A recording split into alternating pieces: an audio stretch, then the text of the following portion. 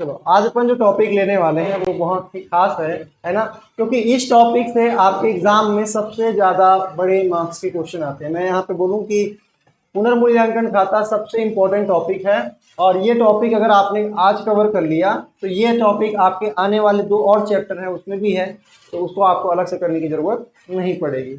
अब इसके मतलब को हम समझते हैं। सबसे पहले तो इनकी शाब्दिक मतलब समझ लो। पुनर्मूल्यांकन खाता, क्या बोल रहे हैं? पुनर्मूल्यांकन खाता। पुनर्मूल्यांकन का मतलब हो गया फिर से मूल्यांकन करना। क्या करना? फिर से मूल्यांकन करना। क्या चीज का रीवैल्यू करना? क्या चीज का रीवैल्यू करना? तो यहाँ पे साफ साफ बताया गया है आपके एसेट्स यानी कि संपत्तियों और लायबिलिटी यानी कि दायित्वों को क्या करना है? दोबारा से रीवैल्यू करना है। क्या करना है? रीवैल्यू। और ये करने की जरूरत क्यों पड़ती है वो हम समझते हैं। ठीक है, मेरे एग्जाम्पल लेते हैं, थोड़ा सा एग्जाम्पल ले लूँ कि होगा क्या है पुनर्मूल्यांकन खाता, तो थोड़ी देर में समझ में आ जाएगा। हम यहाँ पे एक एग्जाम्पल लेते हैं जहाँ पे ए, बी और सी 3 साझेदार हैं, जिसमें मैं ये ए है, ये बी है और ये सी है। कौन है? सी है। ए है, बी है और ये कौन है? सी है। अगर मैं बोलता हूँ ए और बी पहले के साझेदार थे और इन्होंने क्या किया है, अपने अनुपात में बता दूं, इनका 1:1 है, मतलब पहले बराबर की हिस्सेदारी थी। जो भी लाभ होता था बराबर बराबर बांट लेते थे, जो भी हानि होती थी बराबर बराबर उठा लेते थे। समझ में आ रहा है बात? यहाँ पे क्या होता है, सी एंट्री ले रहा है, प्रवेश कर रहा है। क्या कर रहा है? प्रवेश। साझेदारी में क्या कर रहा है? प्रवेश कर रहा है, न्यू एडमिट हो रहा है। तो इसमें भी अपने ख्याति के नाम पे कुछ पैसा लाता है, ये भी पता है आपको। इसके पहले जितने भी क्लासेस हमने किए हैं वहां पे क्या हुआ था कि सी जब भी आता है तो पूंजी और ख्याति का पैसा लेकर आता है। इस वाले केस में क्या है, यहाँ पे ख्याति का ना कुछ होगा ना ही पूंजी का कुछ होगा। यहाँ पे कुछ अलग ही चीज के बारे में बात कर रहे हैं। तो यहाँ पे किसके बारे में बात करेंगे? संपत्तियों और दायित्वों के बारे में। तो सबसे पहले मैं कुछ एग्जाम्पल से आपको बताना चाहता हूँ। जैसे यहाँ पे मैं बोलूंगा, ठीक है, जैसे यहाँ पे मैं बोलता हूँ कि आज चल रहा है 2024। क्या चल रहा है? 2024 और मान लीजिए इन्होंने धंधा चालू किया था सन 2020 को और आगे चल के 2030 को, और क्या होगा, पार्टनरशिप इन लोग चलाते रहेंगे। भविष्य का हम अंदाजा पहले से लगा रहे हैं। चलिए देखते हैं यहाँ पे क्या होता है। जैसे आज की डेट में कौन आ रहा है? सी आ रहा है। कौन आ रहा है? सी। 2020 में यानी कि 4 साल पहले हमने एक जमीन खरीदी थी। क्या खरीदी थी? जमीन। इसको आप भूमि नाम से जानते हो। क्या नाम से जानते हो? भूमि, है ना, लैंड। हमने एक जमीन खरीदी थी और इस जमीन को खरीदने में उस टाइम पे हमने पैसे दिए थे 5 लाख। कितने दिए थे? 5 लाख। आज इसकी कीमत 5 लाख से बढ़ के कितनी हो चुकी है? 9 लाख हो चुकी है। कितनी हो गई? 9 लाख। भविष्य में ये जमीन की कीमत क्या इतनी ही रहेगी क्या? क्यों? बढ़ जाएगी, क्योंकि जमीन भी दिन प्रतिदिन क्या होता जा रहा है? महंगा होते जा रहा है। तो यहाँ पे 5 से 9 लाख हो गया। अब यहाँ पे हम बोले कि आगे बढ़ेगा तो और क्या होगा, और कहीं ना कहीं इसकी कीमत बढ़ेगी। कितना बढ़ेगी? तो यहाँ पे मैं अंदाजे से मैं बता देता हूँ। कितना? 13। चलो 13 लाख। कितना लाख? इन्होंने 13 लाख बोल दिया। जैसा भी है, ठीक है, हो सकता है, कुछ भी हो सकता है। मैंने यहाँ पे एक एग्जाम्पल लिया है। अब यहाँ पे मैं बोलूँ, यहाँ पे मैं बताऊं कि अगर 5 लाख से 9 लाख आपको, अगर आज के आज अगर धंधा बेचते, आज के आज क्या करते, मान लीजिए सी नहीं आ रहा है और धंधा को बेच देते, जो जमीन आपने 5 लाख की खरीदी है 9 लाख में बिकता, तो क्या होता? फायदा होता। क्या होता? फायदा। तो यहाँ पे इस फायदे में किसका अधिकार होना चाहिए? इन दोनों का, है कि नहीं? और इसके बाद अगर इसमें कोई बढ़ोतरी हो रही है, जैसे 9 लाख से कितना चला गया है? 13 लाख, तो इस बढ़ोतरी में उस टाइम पे भी क्या हम ए और बी को ही बांट देंगे क्या फायदे को? देखो इस टाइम पे मैं बोल रहा हूँ बेटा, ए और बी दोनों पार्टनर्स थे। इस टाइम के बाद 2024 के बाद कौन पार्टनरशिप में आ जाएगा? सी आ जाएगा। क्लियर है? अगर सी आएगा तो जब भी हम यहाँ पे बात कर रहे हैं क्या 5 लाख से 9 लाख के बीच, जैसे ही बढ़ा आज की डेट में अगर देख रहे हैं वैल्यू, जिस दिन पे कौन एडमिट हो रहा है? सी एडमिट हो रहा है, तो उस दिन 9 लाख हो चुकी है। तो यहाँ पे जो 5 लाख से 9 लाख की जो बढ़ोतरी हुई है, इसमें सी का कोई योगदान है? सी का कोई योगदान नहीं है। तो जो भी लाभ यहाँ पे, कहने का मतलब है एक तरह से, अगर मैं आज के आज बेच दूं 2024 में, तो वो 9 लाख में बिक जाएगी। और 9 लाख में बिकेगी तो यहाँ पे मैं बोलूँगा 5 लाख कम करके, यानी कि अपने को फायदा कितना हो गया? 4 लाख का फायदा हो गया। कितना हो गया? 4 लाख का। तो इनको कायदे से 2 लाख का फायदा हो गया, है कि नहीं? अगर मैं यहाँ पे बोलूँ कि ये इस दिन हम वैल्यू नहीं करते, इस दिन हम क्या करते? वैल्यू नहीं करते। क्या चीज की वैल्यू नहीं करते? रीवैल्यू क्या किसका नहीं करते? हम जमीन की। फिर से मूल्यांकन नहीं करते। आज मूल्यांकन कर दिए तो कितना नजर आ रहा है? 9 लाख। ये भविष्य में मूल्यांकन होता, और मान लीजिए वो होता 2030 में, तो क्या होता? क्या होता बताइए? अगर मैं यहाँ पे वैल्यू ना करूँ 9 लाख और बोलूँ कि 5 लाख, डायरेक्टली क्या बन गया? 13 लाख बन गया। कितने का डिफरेंस आया? उस टाइम पे मान लीजिए बेचने की बारी आ गई या कुछ भी है, तो यहाँ पे मैं बोलूँगा 13 लाख बढ़ गया, मतलब 5 लाख से किसमें आ गया? 13 लाख। और उस टाइम पे जब बिकेगा तो कितना फायदा हो जाएगा? हाँ, 8 लाख का फायदा हो जाएगा। कितने का फायदा हो जाएगा? 8 लाख। और वो तीनों कोई बांटने लगेंगे। आपको नहीं लगता कि सी को बिना मतलब का फायदा हो गया? है ना? लग रहा है ना? सी को क्या हो गया? बिना मतलब का फायदा हो गया। क्यों? क्योंकि उन्होंने अगर कायदे से देखा जाए तो उनके आने के बाद इसमें तो मात्र देखो अभी 4 लाख तीनों जने हम बटेंगे। कितने लाख? 4 लाख। चलो इसको मैं 11 करता हूँ तो ज़्यादा अपने को इजी समझ में आएगा। ठीक है, इसको हम क्या करते हैं? 11 करते हैं। सॉरी, हाँ ठीक है, इसको 11 लाख मानते हैं। मैं ये बोल रहा हूँ कि 5 लाख से अगर 11 लाख हो जाएगा डायरेक्टली, तो आप बोलोगे कि यहाँ से यहाँ तक की टोटल 6 लाख की वृद्धि हो गई। कितने की? 6 लाख की। तो यहाँ पे ये भी 2 लाख मांगेगा, ये भी 2 लाख मांगेगा और ये भी मांगेगा। जबकि यहाँ पे सी की जब आने के बाद इसमें तो बढ़ोतरी मात्र कितने की हुई है? 9 लाख से लेके 11 लाख हुआ है। कितने से? 9 लाख से लेकर 11 लाख, मतलब 9 2 11, मतलब 2 लाख बस बढ़ा है। इसके आने के बाद कितने की बढ़ी है? 2 लाख। और यहाँ से यहाँ तक की कितने की बढ़ी है? यहाँ से यहाँ तक 4 लाख। अब मेरे को ये बताना, इस 4 लाख में हक क्या सी का भी है? नहीं है। लेकिन इस वाले में सी बोलेगा कि मैं तो जब आया था तो इसकी कीमत मेरे आने के बाद क्या हुई है? बढ़ी है। उसमें हमने और कुछ काम किया, जैसे जमीन को सुधारते हैं ना, जैसे खेती वाली जमीन है पहले बंजर थी, उसको सुधारे, फिर उसकी कीमत बढ़ गई या कुछ और कर लिए। तो यहाँ पे हम क्या बोल रहे हैं कि 2 लाख जो वृद्धि हुई है उसमें सी की भी हिस्सेदारी है। अगर आप इस दिन वैल्यू नहीं करोगे, अगर आप इस दिन वैल्यू नहीं करोगे, कब वैल्यू नहीं करोगे? पुनर्मूल्यांकन किस दिन नहीं करोगे? जब नया साझेदार प्रवेश कर रहा है। तो उस टाइम पे क्या होगा? आपको डायरेक्टली धड़ाम से क्या दिखाई देगा? एकदम से ऊंचाई क्या दिखाई देगा? 5 लाख से सीधा 11 लाख दिखाई देगा और 6 लाख का आपको क्या मिलेगा? प्रॉफिट। और इस 6 लाख की प्रॉफिट में कौन आ चुका रहा होगा? सी। जो कि ए और बी को गवारा नहीं होगा कि भैया हमारे मेहनत का पैसा आप क्यों खा रहे हो। समझ में आ रहा है? इसलिए आज के आज किस दिन को? जिस दिन नया साझेदार क्या कर रहा है? एडमिट कर रहा है, उसी दिन हम क्या करते हैं? जितनी भी संपत्तियां होती हैं, जितने भी दायित्व होते हैं, उसका हम क्या करते हैं? पुनर्मूल्यांकन करते हैं। क्या करते हैं? पुनर्मूल्यांकन। और पुनर्मूल्यांकन में ध्यान ये रखना कि जो भी पुनर्मूल्यांकन फायदा होता है या हानि होगी, जो भी फायदा होगा या हानि होगी। कई बार ऐसा हो सकता है कि जमीन का तो एक बढ़ गया, जैसे मैं मान करता हूँ एक प्लांट की, इसकी प्लांट और मशीनरी की, एक प्लांट और मशीनरी हमारे फैक्ट्री में लगा था। समझ में आ रहा है? उसका धीरे धीरे क्या लगेगा? ह्रास लगेगा। क्या लगेगा? ह्रास। और ये क्या होगा? घटेगा। और ये घटते जाएगा इसकी कीमत। मान लीजिए मैं बोलता हूँ कि इनकी लाइफ जो है 10 साल की है। कितने साल की है? 10 साल की है। और इसका मैं यहाँ पे बोलता हूँ कि ये पहले 10 लाख का था, है ना? कितने लाख का था? 10 लाख का था। और 10 लाख जो है यहाँ पे घट के हो गया था 6 लाख। और यहाँ पे इसकी वैल्यू जो है 0 हो गई। क्या हो गई? 0। या जो 0 ना बोल के मैं यहाँ पे बोल देता हूँ कि चलो 10,000 हो गई। समझ में आ रहा है? कहने का मतलब क्या हुआ कि प्लांट की जो कीमत है वो 10 लाख से 6 लाख पे उतर गई थी जिस दिन क्या हो गया था? 2024 आ गया था। और उसमें भविष्य में और कितना हो जाएगा? वो 10,000 की हो जाएगी। तो आप बताओ कि इस टाइम पे यहाँ पे जो गिरावट हुई है प्लांट की, ये जो कीमत में गिरावट हुई, इसका जो नुकसान है ये क्या सी भी भुगतेगा? नहीं। वो क्या बोलेगा? ये तो आपके रहते रहते हुआ है ना, मेरे रहते हुआ है, उसका मैं भुगतूंगा। कहने का मतलब है कोई भी ऐसा खर्चा है, नुकसान जो कि नए साझेदार के आने के पहले हुआ है, उसकी सारी की सारी जो एक तरह से मैं बोलूंगा कि उनका जो भुगतान है, जो भी प्राप्ति है, वो कौन लोग करेंगे? पुराने साझेदार। तो इसीलिए जब भी हम रीवैल्यू करेंगे, और रीवैल्यू नहीं करेंगे तो नुकसान आपको पता है कि भविष्य में अचानक से वो कमी होगी या तो अचानक से एकदम से बढ़ के दिखेगी, और उसमें फिर वो सी की भी क्या हो जाएगी? हिस्सेदारी हो जाएगी। इसीलिए हम क्या करते हैं? अपनी जितनी भी संपत्ति हैं और जितने भी दायित्व हैं सबका क्या करते हैं? पुनर्मूल्यांकन करते हैं। बात समझ में आया? और इसके द्वारा जो भी फायदा या नुकसान होगा, क्या होगा? फायदा या नुकसान। जैसे यहाँ पे नुकसान हो रहा है कितना? 10 लाख से 6 लाख। कितने का नुकसान हो गया? 4 लाख का। और 4 लाख के बाद 6 लाख से डायरेक्टली उसमें गए तो ये हो गया 5,90,000। 5 लाख। तो इस नुकसान के बारे, इस टाइम के नुकसान में ये सी को भी हिस्सेदारी मिलेगी नुकसान में। समझ में आ रहा है? फायदे फायदे में थोड़ी ना मिलेगा। अगर नुकसान उठाए तो सभी तो उठाएंगे।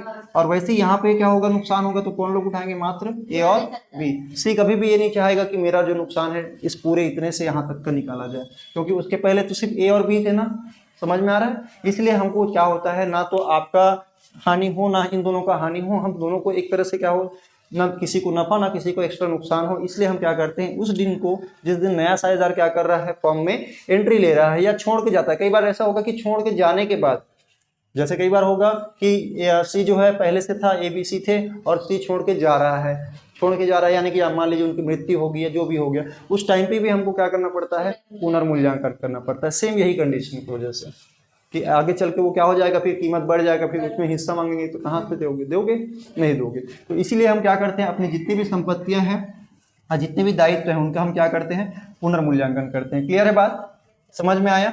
अब देखते हैं इसकी जर्नल एंट्री क्या होती है।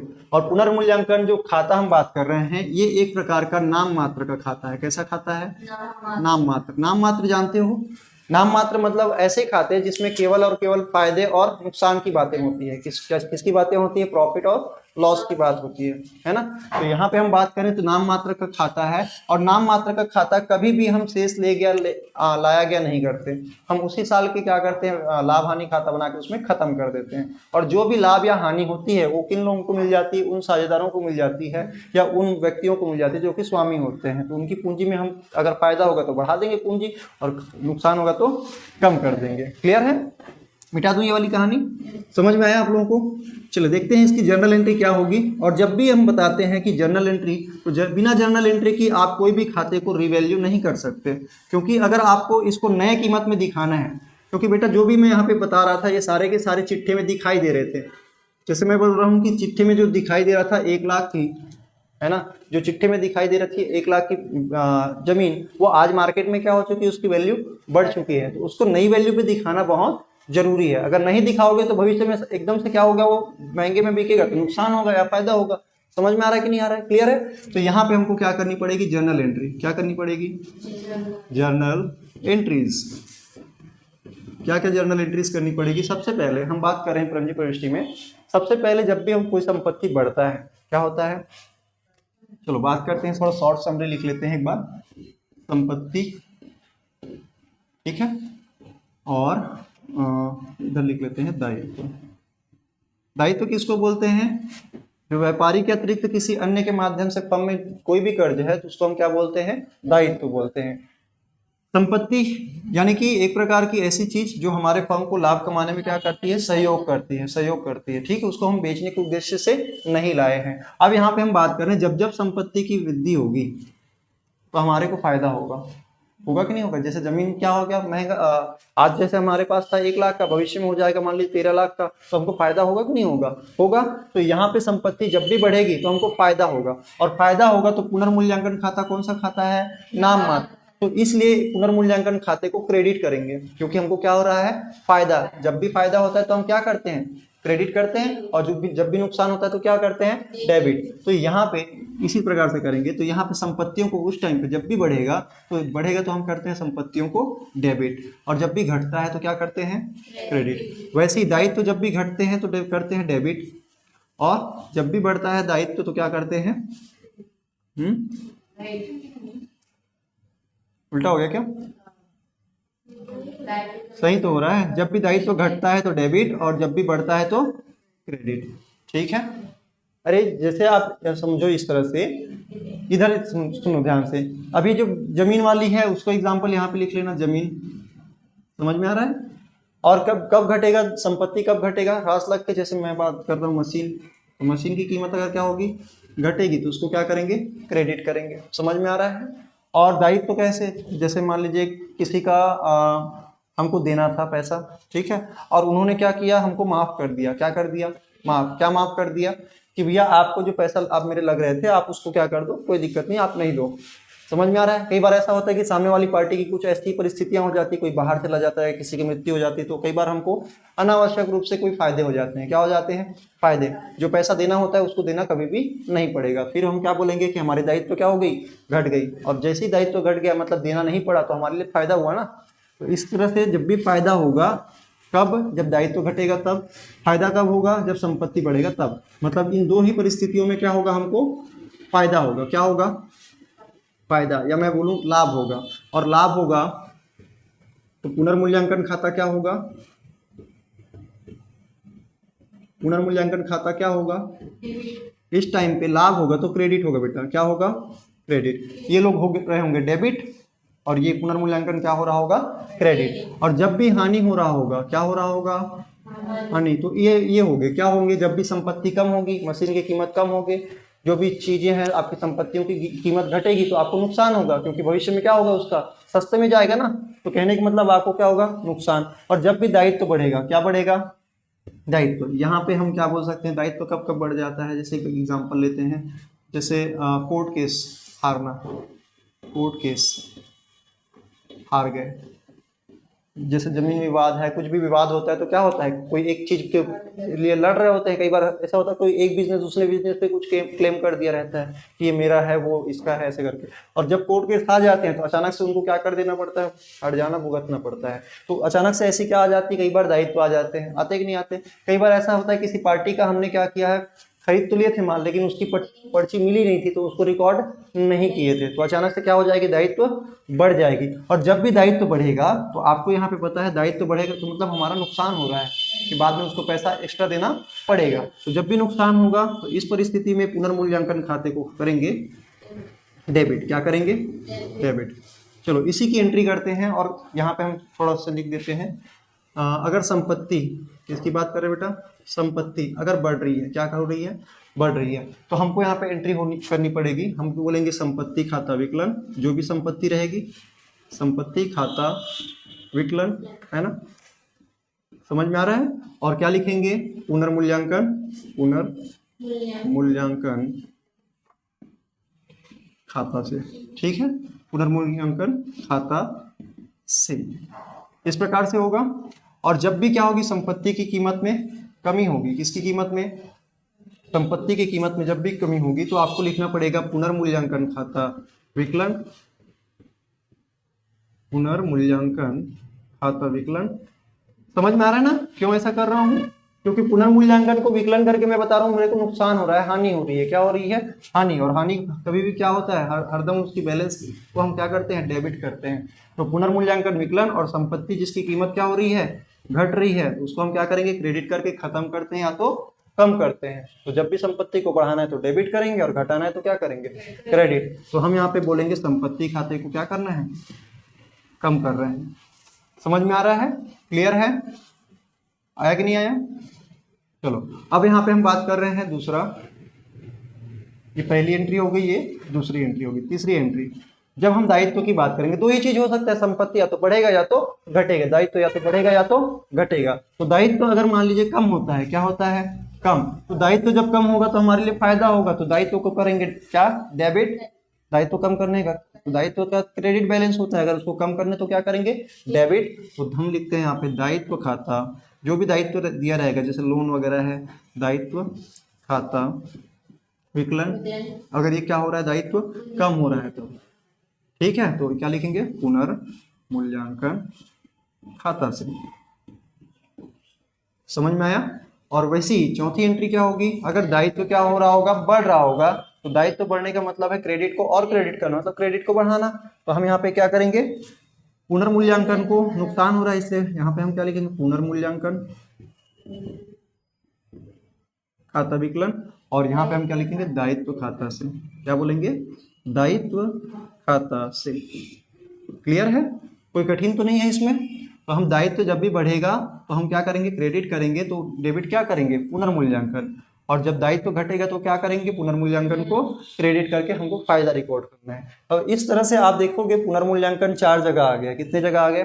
4 जगह। एक जगह और आएगा, अब वो हम यहाँ पे करने वाले हैं। इसका हम एक प्रकार से क्या करने वाले हैं? कई बार बेटा ऐसा होगा कि कुछ मशीन ऐसे है, जैसे हमारे पास कुछ चीजें पड़ी थी, उसकी पर्चियां नहीं मिल रही थी, रसीद जो हम बोलते हैं ना, जब भी कोई चीज खरीदते हैं तो रसीद रहता है, उसी को देख के क्या करते हैं, जर्नल एंट्री करते हैं। अगर कई बार ऐसा होता है कि रसीद गुम जाने की वजह से अचानक से पता नहीं चलता, या अचानक से रसीद कहीं से मिल जाता है, तो हमको पता चलता अरे अरे हमारे पास ये भी संपत्तियां हैं, तो उसको क्या करते हैं उस टाइम पे रिकॉर्ड करते हैं। तो जब यहाँ पे हम खंगाल रहे होते हैं पुनर्मूल्यांकन करने के लिए, तो कई बार ऐसे होता है कि वो अनरिकॉर्डेड एसेट या लाइबिलिटीज मिलती है। अनरिकॉर्डेड मतलब जिसका पहले लेखा नहीं किया गया है। तो उस टाइम पे अगर आप क्या करोगे, लेखा करोगे किस चीज की, संपत्ति की। अगर उसको क्या बोले, अनरिकॉर्डेड है, अनरिकॉर्डेड। अनरिकॉर्डेड का मतलब समझ में आ गया ना, जो लिखित नहीं है। तो हम यहाँ पे उस टाइम पे क्या करेंगे, अगर संपत्ति मिल जाती है, क्या मिल जाती है, संपत्ति, तो सेम टू सेम यही एंट्री होगी। अगर ये क्या होता है, संपत्ति मिल जाएगी, तो सेम टू सेम ये वाली एंट्री होगी। समझ में आ रहा है। अगर दायित्व अचानक से पता चल जाता है किसी का देना बाकी रह गया है और उसकी एंट्री हमने अभी तक नहीं की है, तो हम क्या बोलेंगे, अचानक से दायित्व बढ़ गए, तो हमारे यहाँ पे कौन सी वाली एंट्री हो जाएगी, ये वाली एंट्री हो जाएगी। समझ में आ रहा है, क्लियर है, क्लियर है ना, एकदम इजी है। अब यहाँ पे हमको एक और खाता बनाना है, और वो खाता का नाम क्या है, पुनर्मूल्यांकन खाता। जब भी हमारे पास बहुत सारे नाम एक जैसे नाम को क्या करते हैं, बार बार डेबिट या क्रेडिट कर रहे हैं, उसको एक समरी दिखाते हैं कहाँ पे, उसका खाता बना के। तो हम यहाँ पे खाता कैसे फॉर्मेट बनाते हैं, टी फॉर्मेट में। आप सबको पता है टी फॉर्मेट में किधर डेबिट किधर क्रेडिट होता है, पता है कि नहीं है, क्लियर है। तो यहाँ पे हम बना रहे हैं क्या, पुनर्मूल्यांकन खाता। और जब भी आप पुनर्मूल्यांकन खाता बनाओगे, तो जब जब पुनर्मूल्यांकन खाता कब कब क्रेडिट हो रहा है, तो क्रेडिट हो रहा है उसको हम उसके रीजन को क्या करेंगे, क्रेडिट साइड में लिखेंगे। जिसका हम खाता बना रहे होते हैं उसका नाम कभी भी नहीं आता उस खाते में। तो हम यहाँ पे देख रहे हैं पहली वाली एंट्री, पुनर्मूल्यांकन खाता क्या हुआ है, क्रेडिट। तो फायदा हुआ है तो क्या हो रहा है, क्रेडिट। तो क्रेडिट हो रहा है तो हमको यहाँ पे लिखना पड़ेगा, उसके अपोजिट में जो नाम है, क्या नाम लिखा है, संपत्ति खाता, जो कि बढ़ रहा है। संपत्ति बढ़ रहा है इसलिए क्या करेंगे, पुनर्मूल्यांकन क्रेडिट हो रहा है, और पुनर्मूल्यांकन की खाता बना रहे हैं, तो हम क्या बोलेंगे, संपत्ति को दिखाएंगे उसके क्रेडिट साइड में। जो भी अमाउंट का रहेगा बेटा उसको यहाँ पे हम दिखा देंगे। समझ में आ रहा है। और वैसे ही दूसरे में क्या हुआ है, पुनर्मूल्यांकन डेबिट हो रहा है संपत्ति के कम होने की वजह से। तो यहाँ पे जब भी संपत्ति कम होगी, तो जो संपत्ति का नाम रहेगा, जैसे यहाँ पे आप लिख सकते हो क्या, भूमि, एग्जाम्पल के लिए, और यहाँ पे हम लिख सकते हैं मशीन। ठीक है, क्लियर है। और यहाँ पे जब भी क्या होगा, संपत्ति आपकी घटेगी तो कुछ अमाउंट रहेगा, उसकी हानि को यहाँ पे रिकॉर्ड करेंगे। और वैसे ही यहाँ पे दायित्व के जब भी क्या होंगे, कमी होगी, तो यहाँ पे डेबिट कर रहे होंगे, तो पुनर्मूल्यांकन क्या हो रहा है, क्रेडिट। तो पुनर्मूल्यांकन क्रेडिट साइड में क्या लिखना पड़ेगा, दायित्व खाता जब घटेगा। तो दायित्व जब घटेगा तो हमको क्या करना पड़ेगा, पुनर्मूल्यांकन खाते को क्रेडिट, इसलिए क्रेडिट साइड में दायित्व आएंगे और यहाँ पे कुछ अमाउंट रहेगा। और इसका एग्जाम्पल हम क्या बोल सकते हैं, इसका एग्जाम्पल हम एक और बोल सकते हैं, दायित्व कैसे हो गया, कम होना कब होगा, सामने वाले पार्टी से क्या मिल गया, छूट मिल गया, या तो हमको देना नहीं पड़ा, या बट्टा मिल गया अचानक से, है ना, तो उसका आप एग्जाम्पल लिख सकते हो। और वही दायित्व के बढ़ने के बारे में आप क्या लिख सकते हो, दायित्व अगर बढ़ेगा तो हमको क्या होगा, हानि होगा, हानि होगा तो डेबिट करेंगे इसको, पुनर्मूल्यांकन खाते को। और यहाँ पे सिंपल से निकल जाता है, दायित्व अगर बढ़ रहा है तो यहाँ पे कुछ अमाउंट आएगा। क्लियर है। तो यहाँ पे जो भी देखो, आपने डेबिट साइड कुछ अमाउंट आएगा और क्रेडिट साइड कुछ अमाउंट आएगा, तो दो परिस्थितियां बन सकती है, या तो क्रेडिट साइड भारी होगा या तो डेबिट साइड। होता है कि नहीं होता है, आप जब भी कोई खाता बनाते हो तो या तो डेबिट साइड भारी हो जाता है या तो क्रेडिट साइड, तो उसका जो शेष है वो अगले तरफ निकलता है। तो यहाँ पे मैं एक एग्जाम्पल से अगर इनका नंबर डाल दूं तो आपको ज़्यादा अच्छे से समझ में आ जाएगा। जब भी जितने से कमी या वृद्धि होगी उस अमाउंट को यहाँ पे हम डालेंगे। जैसे मान लीजिए भूमि को 1 लाख का हमको फायदा हो रहा है, कितने का, पुनर्मूल्यांकन 1 लाख का, और इसको मैं बोलता हूँ कि ये 20,000 का फायदा हमारे क्या हो गया, दायित्व कम हो रहे हैं। और वैसे यहाँ पे मैं बोल देता हूँ ये 50,000 का हमारे को नुकसान हुआ, संपत्ति मशीन में गिरावट आ गई, और यहाँ पे मैं बोलता हूँ कि दायित्व मेरे 20,000 से क्या हो गया, बढ़ गए। तो यहाँ पे हम क्या बोलेंगे, जरूरी नहीं है, कुछ भी हो सकता है, 10 भी कर सकते हैं, लेकिन यहाँ पे मैं ऐसी एग्जांपल ले रहा हूँ। अब यहाँ पे अब जब भी आप क्या करेंगे, टोटल करेंगे, इसका टोटल करेंगे, कितना आ जाएगा, 1,20,000 कितना आ जाएगा, और इधर का टोटल करेंगे तो मात्र 70,000, तो डिफरेंस आया 50,000। तो जो डिफरेंस है उसको हम इस साइड लिखते हैं, इधर हम क्या करते हैं, दोनों साइड जो भारी है उसको लिख देते हैं, लिख देंगे। और यहाँ पे हमारा क्या आ जाएगा, 50,000, जो कि क्या होगा, शुद्ध लाभ होगा, एक प्रकार से लाभ होगा कि नहीं होगा। कैसा लाभ होगा, पुनर्मूल्यांकन करने से। कैसा लाभ, पुनर्मूल्यांकन। और ये लाभ किनको मिलेगा, पुराने साझेदारों को, क्योंकि नया की तो अभी एंट्री आया ही नहीं है ना, प्रवेश हुआ ही नहीं है। तो हम तब कर रहे हैं जब नया साझेदार आ रहा है या कोई छोड़ के जा रहा है, उसके पहले ही हम क्या बना लेते हैं, पुनर्मूल्यांकन खाता। और इसका जो भी लाभ होगा, इस लाभ को किस अनुपात में बांट दिया जाएगा, पुराने साझेदारों के मध्य, पुराने साझेदारों के बीच, साझेदारों को कौन से अनुपात में, पुराने अनुपात में, क्योंकि अभी पुराना अनुपात तो चेंज हुआ ही नहीं है। समझ में आ रहा है। तो अभी हमको क्या करना है, जब भी कोई फायदा या जब भी कोई नुकसान होगा किसका, पुनर्मूल्यांकन का, तो वो पुराने साझेदारों को चले जाएंगे। जैसे कि यहाँ पे मैंने एग्जांपल लिया था ए और बी। समझ में आ रहा है, दोनों का एक एक था, तो ये 25,000 का फायदा इनको मिल जाएगा और 25,000 का फायदा इनको मिल जाएगा। इसके आगे हमको साझेदारों की पूंजी खाता भी बनाना पड़ता है, वो आगे हम समझेंगे, लेकिन अभी फिलहाल के लिए हमारी जो टॉपिक चल रही है क्या, पुनर्मूल्यांकन, उसी को फोकस करते हैं। अब यहाँ पे देखो, जैसे कि हमने यहाँ पे क्या कर लिया, ये पुनर्मूल्यांकन खाता बना लिया। अब यहाँ पे ये जो एंट्री होगी, इसकी भी एंट्री होगी। बिना एंट्री के कोई भी अकाउंट यहाँ पे आ सकता है क्या, नहीं। तो इसकी एंट्री कैसे करेंगे बताओ। पुनर्मूल्यांकन खाता में अगर डेबिट हो रहा होगा पुनर्मूल्यांकन, तभी तो आएगा ना डेबिट साइड, है ना। तो इसका हम एंट्री क्या करेंगे, जब लाभ होगा, क्या होगा, लाभ, क्या करने से, पुनर्मूल्यांकन करने से। समझ में आ रहा है। तो पुनर्मूल्यांकन करने से जब भी हमको क्या होगा, लाभ होगा, तो लाभ होगा तो हम क्या करेंगे, पुनर्मूल्यांकन को डेबिट करके साझेदारों की पूंजी खाते को क्या कर देंगे, बढ़ा के क्रेडिट कर देंगे। बढ़ाना का मतलब क्रेडिट करना। तो यहाँ पे हम लिखेंगे पुनर्मूल्यांकन खाता, पुनर्मूल्यांकन खाता विकलन। हाँ, पुराने साझेदार ना, ध्यान रखना, नए का यहाँ पे कुछ भी नहीं आएगा, पुराने साझेदारों की पूंजी। समझ में आ गया, क्लियर है। पुराने साझेदारों की क्या होगी, पूंजी को हमको क्या करना पड़ेगा, क्रेडिट करना पड़ेगा। कौन सा अनुपात में, तो पुराना अनुपात में। सिंपल है। अगर मान लीजिए हानि हो जाती है, क्या हो जाती है, हानि, तो जस्ट इसका अपोजिट हो जाएगा। अगर मान लीजिए हानि हो गई, क्या हो गई, हानि, तो हम क्या बोलेंगे, पुराने साझेदारों की पूंजी को घटा देंगे। समझ में आ रहा है। पुराने साझेदारों की पूंजी को हम क्या करेंगे, घटा देंगे, और क्या करेंगे, पुनर्मूल्यांकन को, पुनर्मूल्यांकन को हम क्या करेंगे, क्रेडिट करेंगे। समझ में आ रहा है। तो इसलिए यहाँ पे देखो, अगर ये फायदा हो गया, इधर भारी था तो इधर आ गया बैलेंस। अगर मान लीजिए इधर 1,20,000 होता और इधर कितना होता, मान लीजिए 70, तो ये 50 के 50 बैलेंस यहाँ पे दिखाई दे रहा होता। और इस बैलेंस को क्या कर रहे होते, पुनर्मूल्यांकन क्रेडिट हो रहा है, इसलिए तो यहाँ पे बैलेंस बचता। तो यहाँ पे हम क्या बोल देंगे, पुनर्मूल्यांकन खाता को क्रेडिट करेंगे, और जो भी नुकसान है वो दो पार्टनर को क्या हो जाएगी, जो पार्टनर पुराने थे उन सबको क्या मिल जाएंगे, उनके पुराने अनुपात में बांट देंगे नुकसान को। क्लियर है। तो जब भी नुकसान होगा तो पूंजी कम होगी तो डेबिट करेंगे, जब भी फायदा होगा तो पूंजी क्या होगी, बढ़ेगी, तो क्या कर देंगे, क्रेडिट कर देंगे। बस इतनी सी है। आपको क्या करना पड़ेगा, एक चिट्ठा दिया रहेगा क्वेश्चन में, और क्वेश्चन में चिट्ठा देके आपको क्या बोलेंगे, साझेदारों की पूंजी खाता बनाइए और पुनर्मूल्यांकन खाता बनाइए। तो पुनर्मूल्यांकन बोलता है, पूंजी खाता ऑटोमेटिकली बन जाएगा। लेकिन आपको सबसे पहले ये समझ में आया कि नहीं आया, क्लियर है। चलो, तो इसको पहले एक बार नोट डाउन करो, फिर इसके बाद हम